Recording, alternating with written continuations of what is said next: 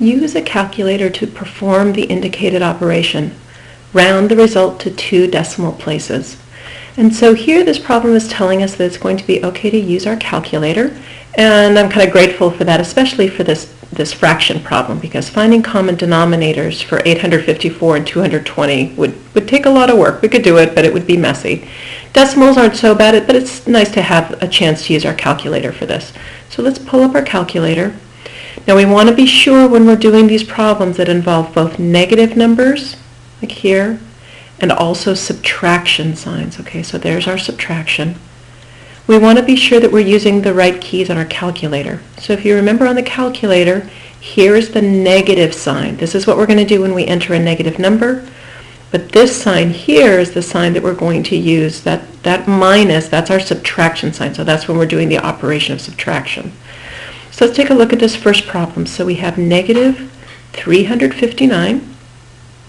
And notice that I use this negative sign down here for the negative, and then we have our decimal point, 424, so that's 424 thousandths. And from that we're going to subtract. So now we're going to come over here and press the subtract, and we have 556, and then our decimal point, and then another 79 hundredths, so 0.79. And when we press enter, notice we have negative 916 and 214 thousandths, so this is 0.214.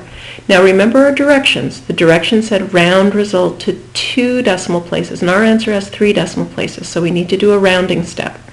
So we want to go 2 decimal places. I see the 1 is 2 decimal places where we want to be looking, but remember we have to look to the digit after where we want to be rounding to, because that will tell us, do we round up or do we leave it the same?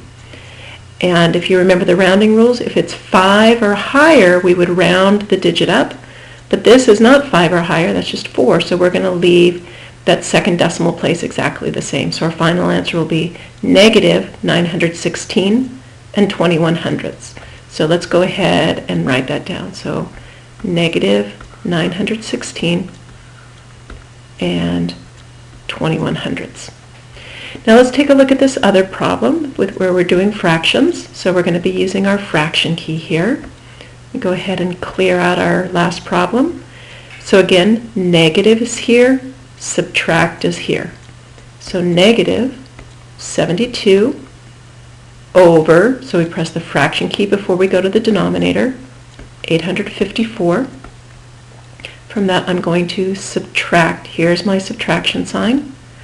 And then I'm going to subtract the negative. And because my parentheses are here in my problem, I'm going to use those parentheses when I put it in my calculator as well.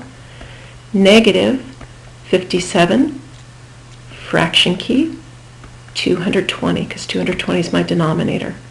Since I opened parentheses, I want to be sure that I close them. So I've got a pair of parentheses there. And when I press enter, notice that we entered fractions, but our answer comes back to us in decimal form.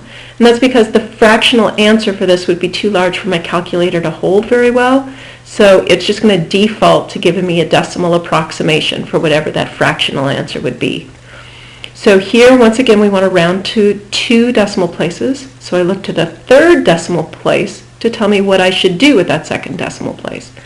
Once again, we have a 4 in the third decimal place. So that's not enough to kick the 7 up to an 8. So my final answer is just going to be 0.17 or 17 hundredths.